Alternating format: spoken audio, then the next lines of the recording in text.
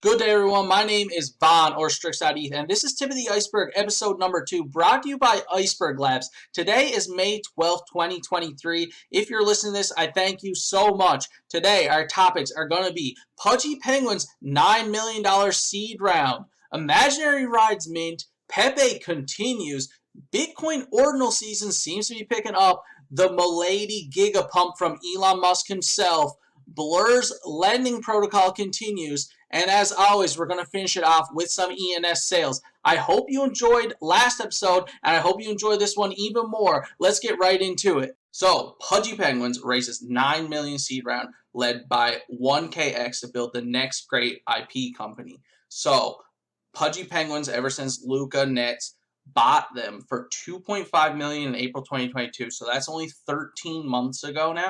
And they have a $9 million seed round. So that's almost a 4x of an investment from what he bought it at. And that's not the valuation. We don't know the valuation. I couldn't find it in the press releases and the articles, but clearly everyone is really impressed with what he's done with it because he bought it for $2.5 million and now has $9 million being invested in it. You can see the tweet here back from January of 2022 where he tweeted 750 ETH for Pudgy Penguins, make your move at Cole Ethereum, which is the original founder of Pudgy Penguins. I guess it took a couple months to actually get it sorted out. So one of the big things about Pudgy is you see it says the next great IP company. So Pudgies are killing it on social media. They're building out their IP.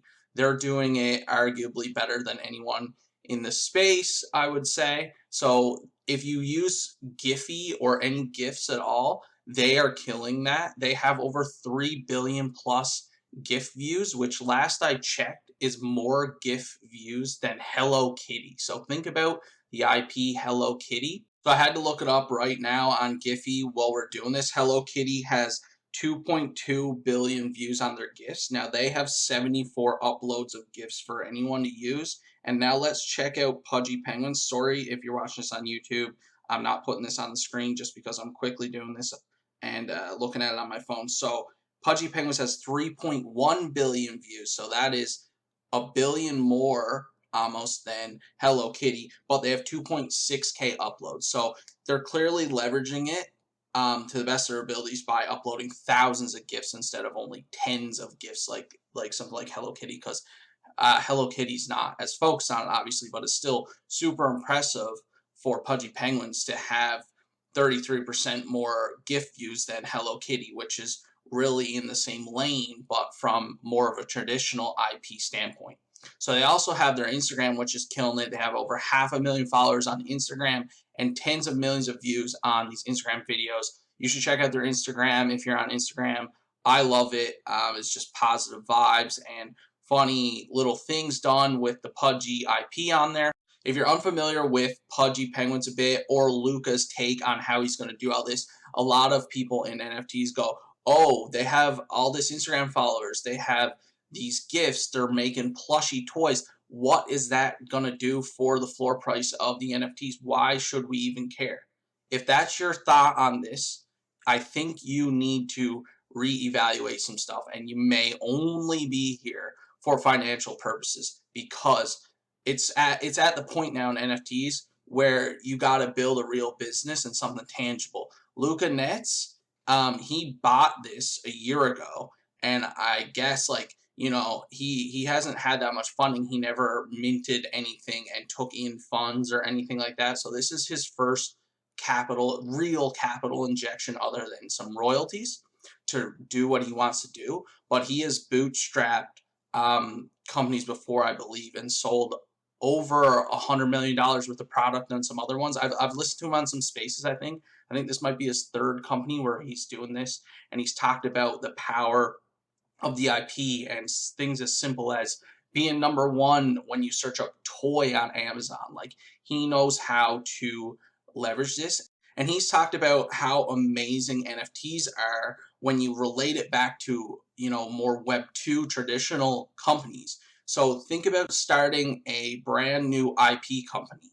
How hard would it be to get 10,000 people to be champions of your business? How hard would it be to get 10,000 people to go review everything you do, tweet about you, praise you, all this stuff. When you have an NFT company, project, PFP project, whatever, and you have these holders that body in, they're showing you that they love what you're doing. And they're going to basically support you because it's also supporting them and it goes along with what they're doing. Now, there's nothing wrong with holders voicing other opinions and giving feedback. I'm sure someone like Luca or any founder should welcome feedback. But if you think about it, go try to launch a Web2 product right now or company. And how would you get, between 1,000 and 10,000 people to be your biggest supporters? How would you go about that? The NFT space is still so in its infancy that even right now, if you launched a new NFT project and thought it out, made the price right, waited for gas to be low, and you actually planned it out, you could end up with between like 1,000 and 10,000 people who are really interested in your product off the start because they get to basically buy the first thing that you ever put out and be involved and be incorporated in it from there on out. So sorry, that stemmed from the Amazon thing I was talking about. He was talking about what if when you typed in the word toy on Amazon, a Pudgy Penguins plushie for $10 to $20 comes up as the first thing. And he said, well, he has all these supporters that are clearly champions. He can mention, oh, we got our plushies over here. Everyone should go buy one for only $10 or whatever, and give it a rating on Amazon. You give it 5,000 ratings.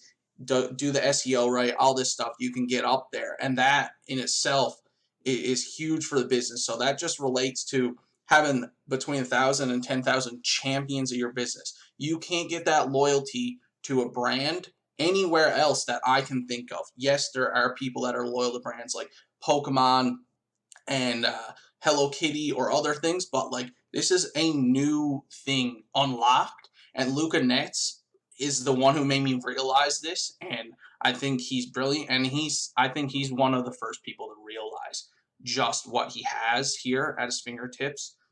Coming from the Web2 stuff that he's already done well in, he sees this as an accelerator to a startup IP company. So I'm really interested to see what he does. And he also, like I said, he hasn't minted NFTs for income into the business to spend before. So having all these plushies, which they've launched in GameStop in Australia already and are doing well, is a cash flow generating thing, which is good because the cash comes in, they develop things for Web 2 side of things, traditional things, maybe IRL, but also continue to include Web 3 and potentially some of the cash flows into Web 3 stuff. And it's just all growth for a company that is based around this main NFT collection of Pudgy Penguins.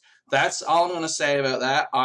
I listened to him on a couple spaces, and you should tune into something by Luca Nets if you're interested in one of the brightest minds here in the NFT space, and someone who I think is doing things right and is definitely going to succeed.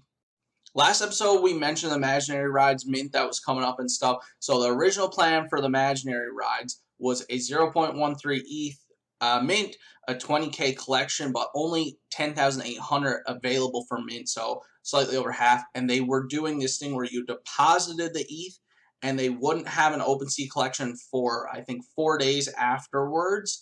I think this was partially because, this was because of gas, and they were concerned that some people would wait around and others would mint, and then the collection wouldn't mint out at the speed they wanted, and people would start undercutting the floor and stuff like that. I think that's why.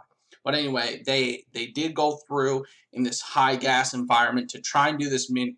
And, I would say it didn't go that great, but they pivoted, which is important to see. They pivoted a lot, really, because they had a supply of 20K originally, and they changed it down to 13,888. So that's 6,000, more than 6,000 decrease.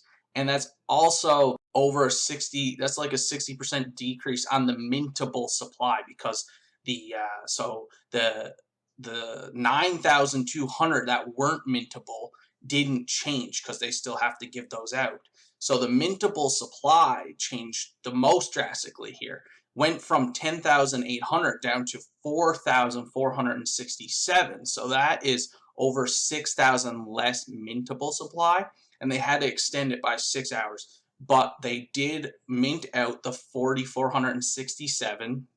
After extending it, they did get all the deposits, and now I'm recording this on the morning of May 12th. They have now airdropped them all. They did well on it, but they were having to, if you're on YouTube, you can see I have a screenshot here from the Discord. They were looking at the gas situation, basically, and they were apologizing, saying, guys, we got to wait, because listen to this. If they want to airdrop all of them at 100 GUI, it would have cost them 120 ETH in fees. And airdrop at 60 GUI, 70 ETH in fees. But they got the airdrop done. They started it last night, and I don't know what GUI they got it at, but I'm going to guess it was probably, still around 40 or 50 GUI. So it was probably still like 50 ETH plus in fees. Not 100% sure what GUI they got it at, but let's just check the Imaginary Rides floor price real quickly. So it looks like we're sitting at a 0.09 ETH floor after 0.13 ETH mint. So they're down a bit, but it's nothing major there, and that's going to happen. Waiting on reveals sometimes. Usually pre-reveal is a good time to hold and sell before a reveal on projects, but this is a unique situation. They had some things to work through, and they were committed to doing their mint, which I respect, and they pivoted, which I also respect. So that's all I'm going to say on that. They got their mint done. Their Bubble Rider game was successful. Millions of plays happened. They had over 50,000 different unique players, all that, and now they're building out more stuff with these casual games and a carnival and all kinds of stuff. So if you're interested in casual Web3 gaming, go check it out. The Imaginary One's floor price as well is down on the mint actually happening now. Let's just check the Imaginary One's floor price really quickly here. So the Imaginary One's floor price is down to 0.75, and that was at 1.18, I do believe, not too long ago. So yeah, on 1.37 on May 7th, so 5 days ago, 1.37 and down to 0.75 drop. So you're talking a good chunk there at this point, over 33% or so, I guess. But that's going to happen. People were holding, waiting for, I guess, rides, airdrops to those holders and stuff like that, and waiting to mint. And yeah, maybe people reacted to how the mint went and stuff like that, and caused some sort of sell-off on top of it and compounded. Well, that's all we're going to say on the Imaginary Rides mint. Good luck to them. I am super impressed with the way they continue to build. You guys ever heard of PEPE, the meme coin? You ever heard of it? Well, the PEPE holders' bags are getting a lot heavier now. The market cap once passed over 1.5 billion, now sitting at 500 million as I record this, so that is down 67% or more. I know it peaked beyond 1.5, so down 2/3 or more for some people here at this point. So bags are getting heavy. The thing about this was up only for so long that the vibes were so positive and everyone was acting like they were winning, because genuinely you had like a week there where you almost couldn't have lost there. But now you got holders for sure that are in the red, so that changes things. Sentiments change quickly when percentages of holders go from in the green to in the red. So Gemini, a relatively big exchange to get on, listed PEPE. So that's one thing. But OpenSea Pro also enables buying in PEPE and selling in PEPE. So I didn't even see anyone really care that this happened. As PEPE was pumping, people were doing their own like open mints on Manifold.xyz, the minting platform. They were allowing minting in PEPE and stuff, so people were doing that. And I can see why you would try and make, an artist would try and make like some PEPE art and capitalize on that and pull in PEPE for themselves during the pump. That makes sense. I'm not sure how much PEPE holders care to go buy and sell NFTs on OpenSea with PEPE, because these people are just holding PEPE and hoping to moonshot and probably make some money to take out of NFTs with it. Who knows? I'm not sure if any PEPE sales have been happening on OpenSea, but you can go check that out. But the big thing here is that Coinbase stated the history of PEPE in an email or in some area of the site or something. But they said what you should know about PEPE, the meme coin of the moment. PEPE, which was issued around 3 weeks ago with a comically huge supply of 420 trillion tokens, been the leading meme coin activity. The token is based on the Pepe the Frog meme, which first surfaced on the internet nearly 20 years ago as a comic strip character. Over time, it has been co-opted as a hate symbol by alt-right groups, according to the Anti-Defamation League. So, from my knowledge, this is just kind of stating what has happened in the history of Pepe.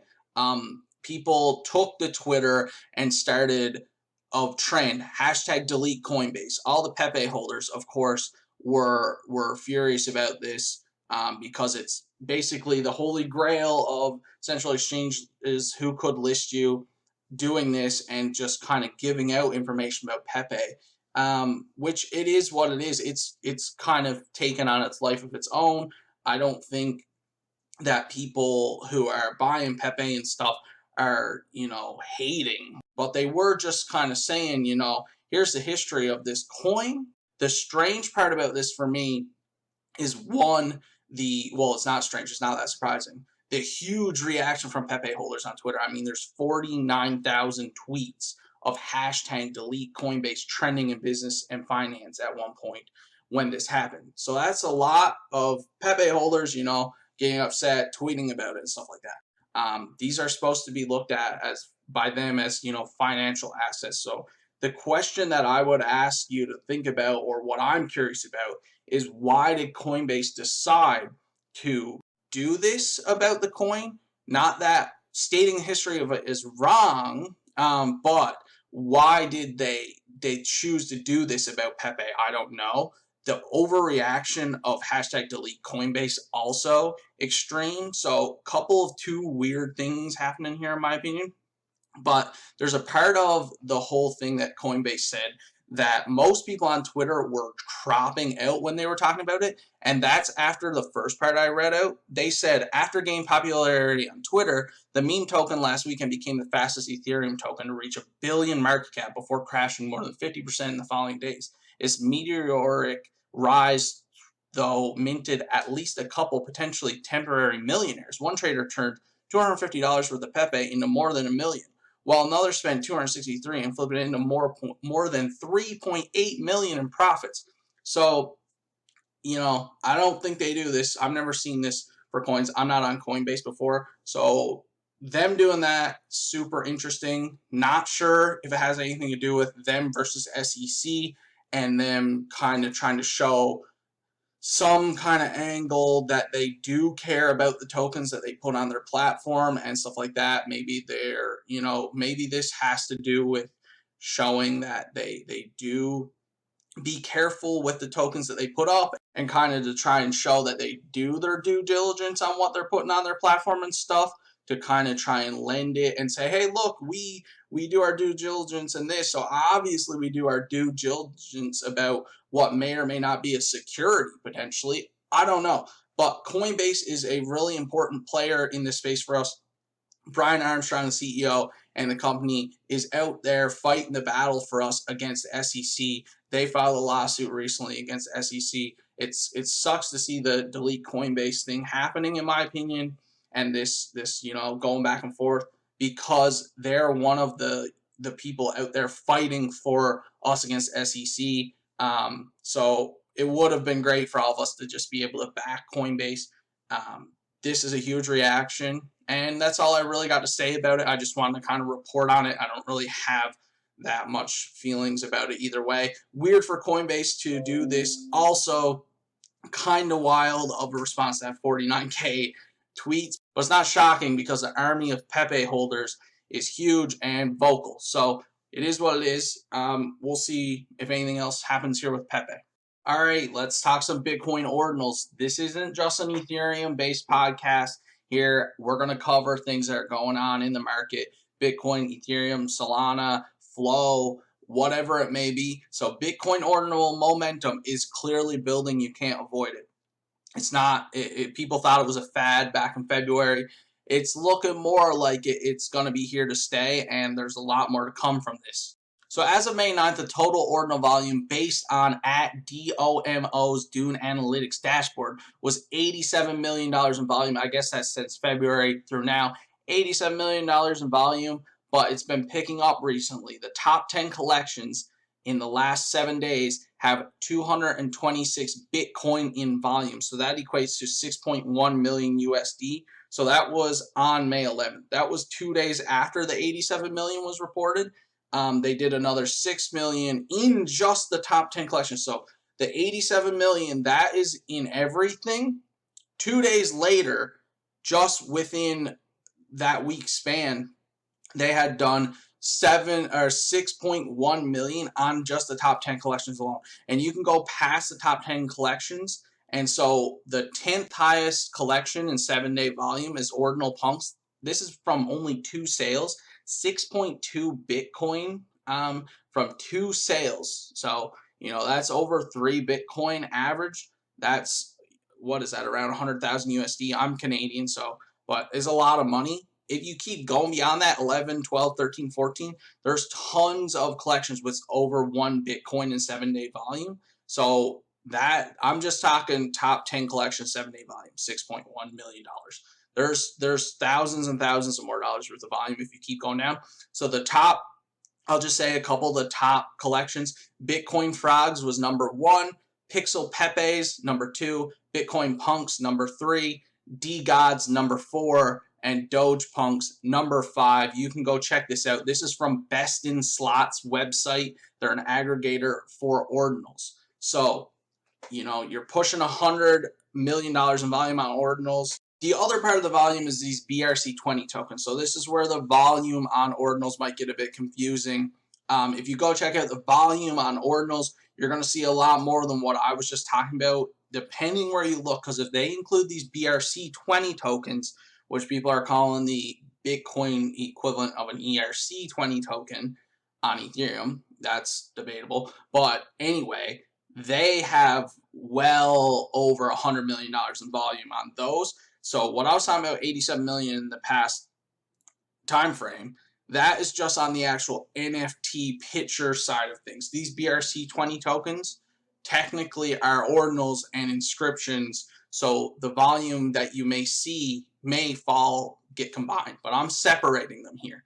So these BRC20 tokens are pretty new. So I'm going to give you some stats from May 11th. I grabbed this last night. So the total market cap of all BRC20 tokens out there circulating at this time, $500 million. And in the last 24 hours, this was on May 11th, so 24 hours prior, there was $206 million in volume. So like I said, if you include that in ordinal volume, we're talking way higher numbers, but I'm separating it for this. So the volume in the last 24 hours, over $200 million. If you go check that out and compare it to PEPE, PEPE's volume itself might be higher, but this is brand new, and it is rapidly increasing in volume and activity and tokens being launched and stuff like that. Personally, I have some ordinal exposure. Back in February, I knew someone who was rushing to create their own collection under 50K inscriptions, which is super important now. We're past 5 million inscriptions, so sub 50K, pretty cool at this point. I bought one. I've been holding it since then because I held it. This big other Bitcoin project has airdropped. They had a partnership, and I've been airdropped like 10 different things from this Bitcoin machine project. They're building out this whole ecosystem that is pretty cool as well. But they also launched a BRC20 token for that gaming ecosystem I'm referencing. So I ended up getting an option to free claim my first BRC20 tokens. And so I do have some insight here on how this all goes at this point, and it ain't easy. There's friction. There is friction, but that means you're early. That everyone knows that when there's a clear demand for something, but it's still really tedious and hard to do, and there's friction and it's slow, means you're probably just early to something that's gonna be big, and there's friction, and you got to deal with it if you want to try and capitalize on being early.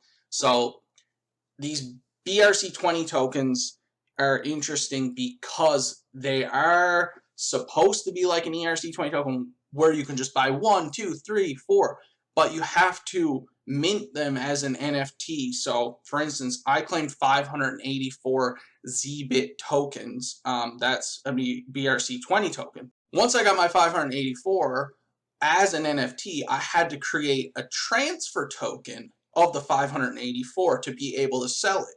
But I could have chose to do 84 on one NFT, another 100, another 200 on a bunch of different NFTs, and then I'd have a handful of them, one with 84, one with 100, one with 200, one with 50, so forth. And then I could sell each of them as a, and they're a bundle. They're kind of static in that way. So it also creates friction on the secondary market because you can't go buy 73 of them if nobody has a bundle of 73 listed. So you can't just go in with some money and choose and just like grab your little, dial and go, yep, I'll get 90 of those at whatever the floor price is. No, the floor price, there's also arbitrage based on what marketplace you go on for these. And the interesting part is like you'll see some of the ones that some people are bundling like 100 tokens at 50 cents each, and they're selling them because some people want exposure but they don't have enough money to buy, like I said, so 100 tokens at 50 cents each. So they're willing to buy that.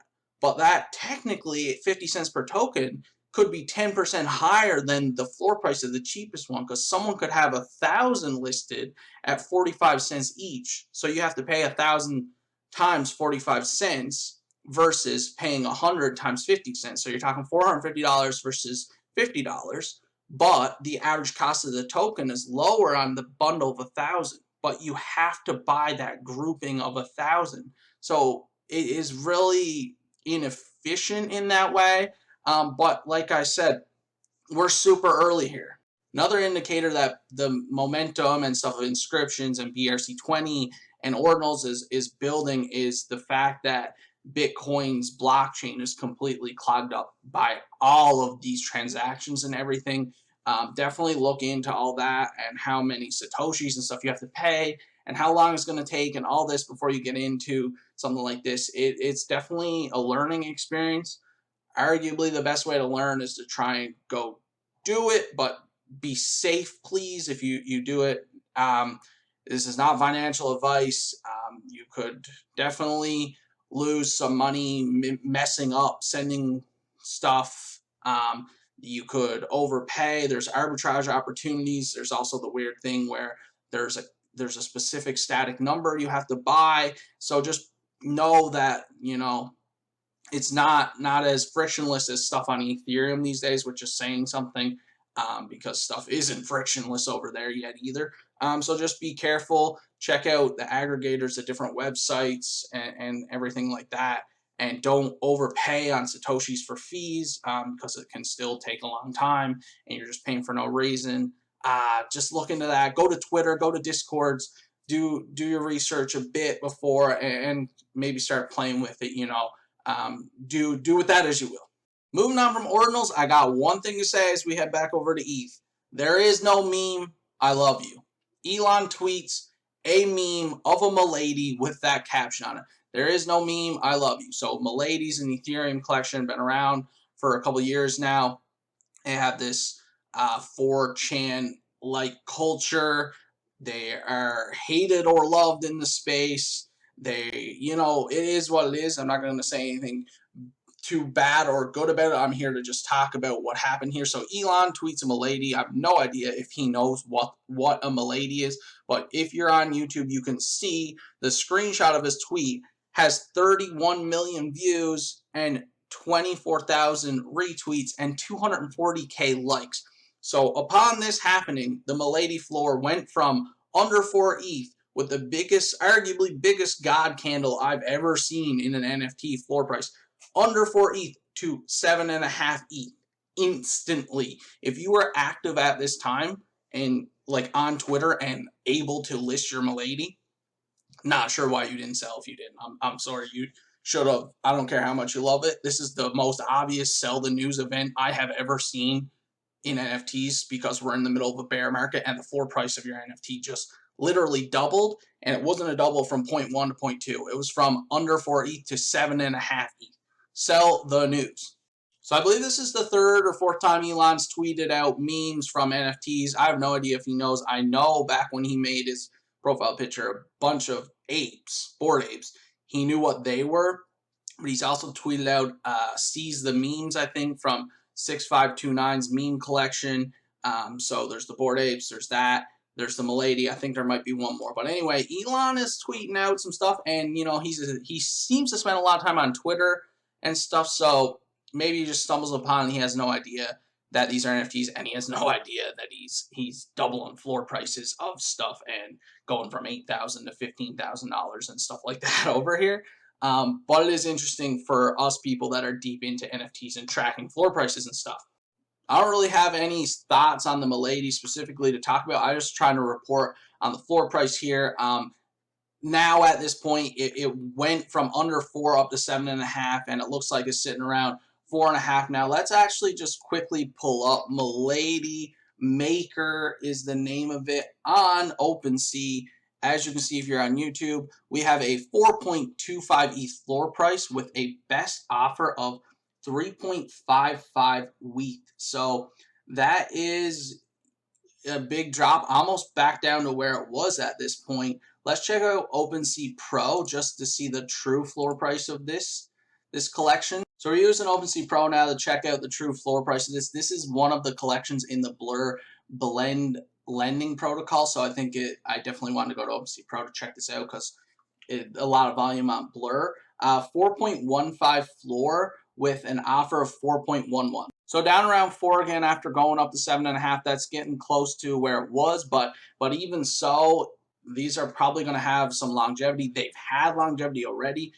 Leading up to this, the floor price is gone. I believe it was like all the crypto and meme coin people have been big on the Milady, so the floor price has been steady rising for the past 3-4 weeks as well. Yeah, so I just had to get a 30-day chart to check out. So back on April 12th, Milady's were under 2 ETH.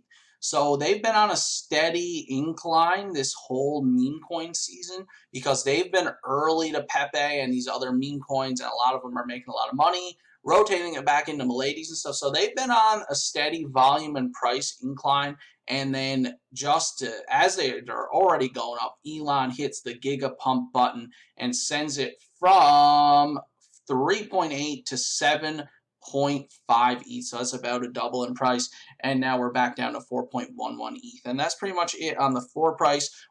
It's interesting that Blur got involved in this because my next topic's going to be Blur and is going to roll right into this because Blur made themselves one of the side characters in this tweet that Elon Musk did. Let's roll right into talking about Blend at this point. So rolling over into Blur, they decided it was a good time to advertise their lending protocol and stuff like that, their buy now, pay later system, and they quote tweeted Elon Musk's tweet and said, you can buy Milady for only 0.9 ETH and pay or sell the rest later.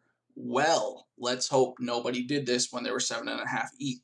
Gabrielle Layden, big name in Twitter, did the Super Bowl commercial. Limit Break is the company he's with. Said LMFAO with a skull face, said 5.7 ETH at the time of the tweet. 10 minutes later, down 4.7 ETH, so down 1 ETH with a 3% daily interest on now what your stuff paying off. So you can see what happened here. They want to use this time to advertise their buy now, pay later feature with, which, you know, fair game. It is the purpose of it to be able to make plays in the NFT space and, you know, without having to put as much money up front and basically, you know, make an option, like basically doing options and stocks. You're thinking the price is going to go up, so you're going to pay it for 0.9 and you'll just sell it and then pay off the rest later type of thing. So fair play, I guess, to Blur. It did feel a little predatory. I know people are you know, debating if it was or not. To me, if you're going to be playing with buying now and selling later during a gigapump like this, or during any time you're asking to potentially get wrecked, you should know that you could get wrecked. So people that are going to use this are kind of playing with fire. They're high risk and leveraged and all this. So the potential audience for this already got to know what they're getting themselves into. So it kind of is what it is. They're just advertising it. Oh, look, there's a huge pump going on. You could buy for 0.9 ETH over here. But with that being said, a lot of the NFT space, because there's not a lot of users of this blend protocol, all did not like it. And we're tweeting about how it was kind of not cool for them to be leveraging this Elon Musk moment gigapump to do it. And they ended up deleting the tweet. They said this was not meant to be an endorsement of any kind, but in retrospect, we see how it comes across poorly. We'll be more careful tweeting in the future. So there was backlash like that. I'm not the type of person to really, give the backlash on Twitter. I didn't love it, but it is what it is. Like I said, the audience are playing with fire and they're leveraged anyway, and it is just an opportunity to potentially make a play. Also, while we're talking about blend, DeGods became the 4th collection added to Blur's blend. You can buy now, pay later, or borrow against your DeGod. So yeah, and also as of May 9th, Blend had lended out $88 million USD in volume. And that $88 million USD is probably a small group of people, but it is an impressive amount of volume to have done in only a couple weeks now, I think it's been, for the blend protocol. But yeah, they got involved with the Milady pump, and it was really interesting, very short period of time there on Twitter with the Miladies flying, Elon tweeting about a Blur deciding to be a side character, people getting mad at them. It was interesting. As always on the podcast, we'll take a look at the ENS sales that have happened in the 24 hours before the podcast. So there's this sale here involved in this, 0x8200.eth. So that's part of the 0x10K club. Sold for 16.66 ETH here, it says. But none of the sales bots on Twitter picked it up. And it doesn't really make a lot of sense. So I don't know what happened there. So I wouldn't take this information and go run to the OX10K club or anything like that, because it seems a little off and it doesn't know what happened there. I'm going to consider it not a legit sale. That's just the assumption I'm going to make. It's not legit. But the next highest club in volume in the past 24 hours is the 999 club with 8 ETH in volume. And then we have 3-digit palindromes with the same amount of volume. So the second and third clubs, 8 ETH in volume, comes from one sale, 757.eth sold for that 8 ETH. It's a palindrome, and it was sold for 8 ETH, so that accounts for both those top categories here. And the 4th highest category is the 5-letter dictionary, has 8 ETH in volume, which if you look at the top sales, correlates exactly to EIGHT 8.eth, selling for 8 ETH. Fitting. The last top sale we haven't talked about yet is Smurf Society.eth, sold for almost 10 Ethereum. And this is probably the highest real sale in the past 24 hours. But what's interesting here is that Smurf Society.eth is the name, the Smurf Society, of the Web3 project, the entering into Web3 of the Smurfs IP, which I'm sure you've heard of from movies and stuff like that. They're pretty big IP. They've entered Web3, and this is the name of their project. If you're on YouTube, you can see I have a screenshot of their Twitter page here, the Smurf Society, with 60.3K followers on Twitter. So as I've mentioned in the first episode of this podcast, Tip of the Iceberg, is one of the reasons I love watching ENS sales, other than the fact that I'm just big into ENS, is you can see when companies or big influencers or just big names in any capacity are purchasing their ENS name. And it's just really nice to see. So I really hope this is legit. There hasn't been confirmation yet. People on Twitter are asking, was it really them?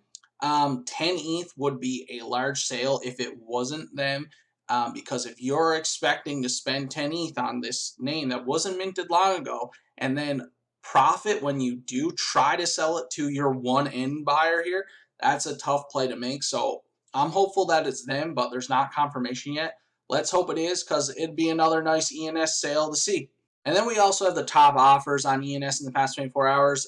There's just some repeating 10K Club 4444, 9999, 5555. All have offers of 9 ETH sitting on them right now. So those are palindromes repeaters from the 10K Club. They're not likely to get accepted because those numbers have offers higher than this at times pretty regularly. But the one other offer here is that PEPE.eth has 20 ETH. It always comes back to PEPE apparently these days when you're talking crypto or NFTs. But yeah, so 20 ETH offer on PEPE.eth.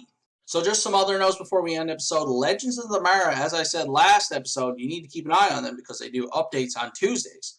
They didn't have a Tuesday update, so I'm hopeful that means we're done doing a slow drip of information and maybe the game is nearing, maybe Tuesday coming. We'll see, but they didn't have an update. Also, gas has been decreasing. This combined with the PEPE bags getting heavier is showing me that meme coin season on ETH seems to be slowing down, and that, in my opinion, is a good thing because NFTs have continued to bleed because of high gas. The floors keep dropping because people don't even want to buy the floors because they don't want to spend $100 in gas, which is understandable. And on top of that, compounded, everyone's focus was on meme coins. So my one overarching thing I would say to keep an eye on for this following week or a few days is NFT floor prices. Meme coin season is slowing, as I said. Is the bleeding on NFT floor prices going to stop? So I would just keep an eye on that. If you're someone who's been waiting for the right time to potentially get some NFTs, the bottom on some of these, this is not financial advice, could have been in. Who knows? Just keep an eye on it. I just think maybe now that gas is going down, meme coin season is slow, maybe we're rotating back into actual NFTs here.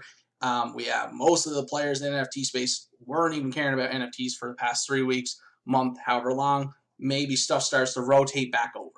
So Iceberg Labs has another podcast called Beneath the Surface. We haven't had our first episode yet, but it's coming. And when it does, it's going to be about blockchain and Web3 infrastructure. Follow our socials to keep up to date on Tip of the Iceberg and this Beneath the Surface podcast. We're also going to have a blog on Iceberg Lab website coming soon. And the last thing is that none of this was financial advice. And I thank you for watching. If you have any feedback or anything, reach out to me or commented on whatever medium you're listening to it. Don't forget to follow socials. Thank you so much. I will see you next time.